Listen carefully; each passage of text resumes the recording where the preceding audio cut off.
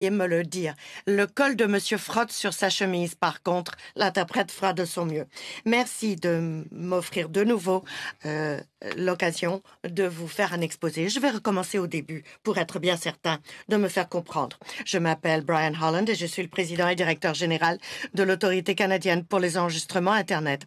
Et notre principal objet est de maintenir le registre des noms de domaine.ca au nom des Canadiens. Nous sommes reconnus dans le monde et beaucoup d'autres pays font appel à nous pour leur propre registre. Notre technologie est considérée comme étant la meilleure parmi nos pairs et il nous faut veiller à rester à la fine pointe pour protéger l'intégrité du .ca. À ce jour, nous avons suivi un peu plus de 2000 domaines.ca avec les mots-clés liés à la COVID-19. Nous avons ajouté plus de 200 000 domaines depuis le début de l'année. Cela correspond à ce que nous constatons partout dans le monde où les domaines liés à la COVID-19 représentent moins d'1% de tous les enregistrements. Toutefois, il est également important de noter que nombre de ces domaines sont parfaitement légitimes et même positifs, comme par exemple conquercovid.ca, une campagne visant à soutenir les premiers répondants. Nous examinons attentivement tous les domaines liés à la COVID-19 pour nous assurer qu'ils soient conformes à nos règles, en particulier notre exigence de présence canadienne. Nous travaillons également avec la communauté mondiale de noms de domaine, y compris des organismes comme le Conseil des registres nationaux de domaines de premier niveau européen, pour nous assurer que nous nous alignons sur les meilleures pratiques. Cependant, il est important de souligner que nous ne sommes pas responsables d'examiner et d'authentifier le contenu de ces sites web.ca. Une telle authentification ne serait pas efficace car l'Internet et les menaces sont mondiales.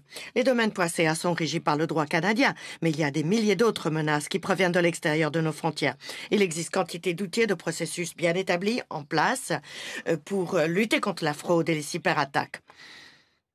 Si les Canadiens tombent sur un domaine qu'ils soupçonnent d'être utilisé de manière frauduleuse ou malveillante, ils peuvent contacter le Centre de lutte antifraude ou le Centre canadien de la sécurité cybersénétique. Nous travaillons avec tous ces organismes. Il est important de se rappeler que les fraudeurs, les pirates adorent les crises. Le plus grand vecteur d'attaque, c'est la fragilité humaine et les cybervoleurs l'exploitent. Malheureusement, l'actuelle pandémie offre à ces criminels un climat d'anxiété accru dans lequel fonctionner. Et cela a simultanément forcé la plupart des Canadiens à travailler, apprendre, enseigner, socialiser à partir de leur réseau et appareils personnels dont la plupart ne sont pas équipés d'une sécurité de niveau entreprise. C'est dans ce contexte que nous avons lancé le bouclier canadien, une solution gratuite de sécurité et de protection de la vie privée pour tous les Canadiens et leurs familles. Comme nous l'avons dit, nous avons fait cela en copartenariat avec le CST. Nous protégeons déjà plus de 50 000 Canadiens. Grâce à ce bouclier canadien, nous voulons construire un Internet fiable pour les Canadiens et nous voulons protéger tous les Canadiens avec ce service gratuit. Nous contribuons également à protéger les hôpitaux, les écoles, les universités et les municipalités du Canada grâce à notre service cybersécurité d'entreprise, un pare-feu. Nous avons plus de 1,1 million d'utilisateurs, des étudiants, des enseignants, médecins, travailleurs municipaux et premiers répondants à l'échelle du pays.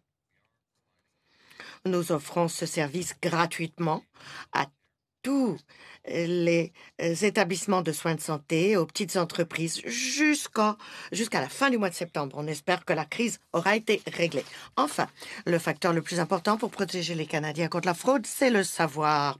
Tout comme vos parents vous ont appris à regarder de deux côtés avant de traverser la rue, les Canadiens ont besoin de connaissances sur Internet pour pouvoir identifier la fraude, les fausses nouvelles, la désinformation et les arnaques. Et le meilleur moyen de lutter et de sensibiliser et d'éduquer. Nous sommes associés à Beauceron Security, une belle réussite néo-brunswickoise, pour lancer une formation, une sensibilisation. Il s'agit de veiller à ce que les employés soient futés. Nous avons également lancé un cours gratuit cybersécurité pour les travailleurs à distance afin d'aider les milliers de Canadiens qui travaillent maintenant chez eux pour qu'eux et leurs organisations, leurs employeurs, soient à l'abri des cybermenaces.